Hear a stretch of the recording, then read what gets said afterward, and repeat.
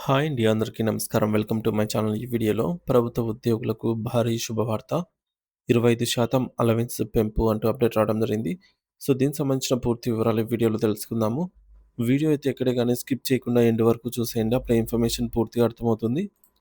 అలాగే వీడియో చూస్తున్న ప్రతి ఒక్కరు వీడియోకైతే లైక్ చేయండి ఫ్రెండ్స్. ఈ వీడియోని తోటి ఉద్యోగ పెన్షన్ మిత్రులతో షేర్ చేయండి. కొత్తగా చూస్తున్న వారు ఇంకా సబ్స్క్రైబ్ చేసుకోకుంటే వెంటనే మన ఛానల్ సబ్స్క్రైబ్ చేసుకోండి. సో, దీని ద్వారా నేను చేసే లేటెస్ట్ వీడియోస్ అన్నీ మీ వరకు రీచ్ అవుతాయి.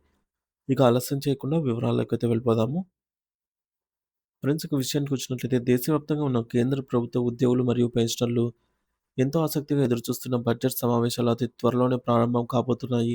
సాధారణంగా ప్రతి ఏటా జరిగే ఈ బడ్జెట్ ప్రసంగం దేశ ఆర్థిక దిశను నిర్దేశించడమే కాకుండా లక్షలాది మంది ప్రభుత్వ ఉద్యోగుల వేతన సవరణలు మరియు ఇతర ప్రయోజనాలపై కీలక నిర్ణయాలనైతే వెలువరుస్తుంది. గతేడాది పరిణామాలను ఒకసారి గుర్తు చేసుకుంటే కేంద్ర ప్రభుత్వం ఉద్యోగులకు ఒక అద్భుతమైన జాక్‌పాట్ లాంటి వార్తను అందించింది. అప్పట్లో వివిధ రకాల అలవెన్స్‌లు ఏకంగా 25% మేర పెంచుతూ ప్రభుత్వం తీసుకున్న నిర్ణయం ఉద్యోగుల కుటుంబాల్లో పెద్ద ఎత్తున సంతోషాన్ని నింపింది. ఈసారి కూడా అదే తరహాలో లేదా అంతకంటే మెరుగైన ప్రయోజనాలు లభిస్తాయని అందరూ ఆశిస్తున్నారు. ముఖ్యంగా ఈ అలవెన్స్‌ల పెంపు అనేది కేవలం జీవితంలో ఒక భాగం మాత్రమే కాదు. ఇది ఉద్యోగుల సామాజిక మరియు కుటుంబ అవసరాలకు సంబంధించిన ఒక ముఖ్యమైన భరోసా. ఇందులో పిల్లల విద్యా ఖర్చులు, చైల్డ్ ఎడ్యుకేషన్ అలవెన్సెస్ మరియు వారు దూర ప్రాంతాల్లో ఉండి చదువుకునేటప్పుడు చెల్లించాల్సిన హాస్టల్ ఫీజులు ప్రధానమైనవి. అలాగే శారీరక వైకల్యం కలిగిన పిల్లలు ఉన్నవారికి వారి ప్రత్యేక అవసరాల కోసం మరియు వికలాంగులైన మహిళా ఉద్యోగులు తమ చంటి పిల్లలను రక్షించుకోవడం కోసం చైల్డ్ కేర్ అలవెన్సెస్ ఇచ్చే అదనపు ఆర్థిక సాయం కూడా ఈ 25% పెంపు పరిధిలోకైతే వస్తుంది. ఈ అలవెన్స్‌లు పెరగడం వల్ల ఒక ఉద్యోగిపై పడే ఆర్థిక భారం గణనీయంగా తగ్గుతుంది. ప్రస్తుత పరిస్థితుల్లో కేంద్ర ప్రభుత్వం జనవరి 2026 నాటి కరువు భత్యం డీఏ పెంచే దిశగా అడుగులు వేస్తోంది. ఈ పెరిగిన డీఏకు సంబంధించిన అధికారిక ప్రకటన మనకు మార్చి నెలలో వచ్చే అవకాశాలు స్పష్టంగా కనిపిస్తున్నాయి. సాధారణంగా హోలీ పండుగ సమయానికి ప్రభుత్వం ఇలాంటి శుభవార్తను ప్రకటిస్తుంది కాబట్టి ఈసారి కూడా మార్చి నెల ఉద్యోగుల జీవితాల్లో కొత్త వెలుగులు నింపుతుందని చెప్పవచ్చు. డీఏతో పాటు ఈ స్పెషల్ అలవెన్స్‌లను కూడా పెంచాలని ప్రభుత్వం ఆలోచన చేస్తోంది. దీనివల్ల మార్చి నెల నుండి ఉద్యోగులు అందుకునే జీతాల్లో భారీ పెరుగుదల కనిపించే అవకాశం ఉంది. ఇది వారి ఆర్థిక స్థితిని మెరుగుపరుస్తుంది.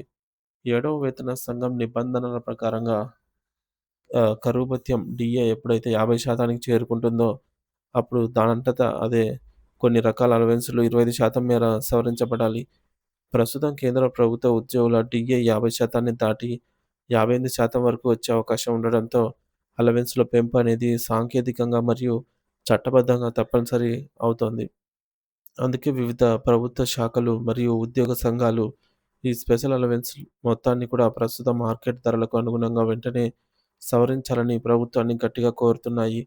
నిత్యావసర వస్తువుల ధరలు, స్కూల్ ఫీజు మరియు ఇతర ఖర్చులు విపరీతంగా పెరిగిన నేపథ్యంలో పాత అలవెన్స్‌లతో కుటుంబం గడవడం కష్టతరంగా మారింది. అందుకే ఈసారి కూడా కనీసం 20-25% మేర అలవెన్సెస్ పెరుగుదల ఉంటుందని విశ్లేషకులు భావిస్తున్నారు. ఈ నిర్ణయం అమల్లోకి వస్తే పిల్లల విద్య ఖర్చుల కోసం ఇచ్చే అలవెన్స్ నెలకు సుమారు 2,800 చేరుకోగా, అలాగే హాస్టల్ ఫీజులు దాదాపు 8,000 వరకు పెరిగే అవకాశం ఉంది. వికలాంగ పిల్లల కోసం ఇచ్చే ప్రత్యేక ఆర్థిక సాయం 5,000 వరకు మరియు వికలాంగ మహిళా ఉద్యోగులకు పిల్లల సంరక్షణ కోసం ఇచ్చే భత్యం 3,700 వరకు పెరగవచ్చని అంచనా వేస్తున్నారు. ఇక అంతిమంగా కేంద్ర ప్రభుత్వం తన తుది నిర్ణయాన్ని ఒక అధికారిక జీవో రూపంలో విడుదల చేసినప్పుడే ఈ అంకెలకు పూర్తి స్థాయి గుర్తింపు అనేది లభిస్తుంది.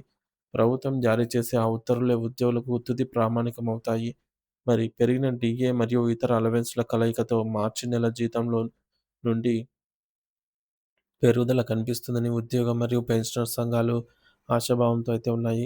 బడ్జెట్ అనంతరం ఉద్యోగుల సంక్షేమం కోసం ప్రభుత్వం భారీగా నిధులను కేటాయించే సూచనలు కనిపిస్తున్నందున ఇది నిశ్చయంగా ఒక శుభ పరిణామం అని చెప్పవచ్చు.